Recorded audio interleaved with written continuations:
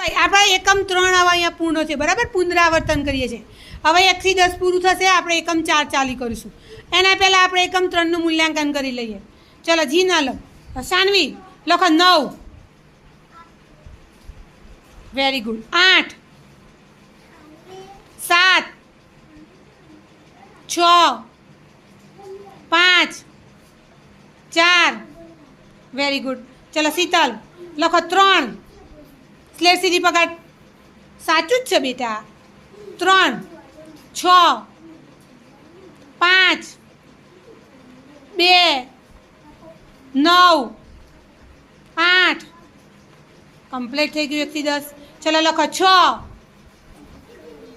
5, 4, 3, 2, 1, 0.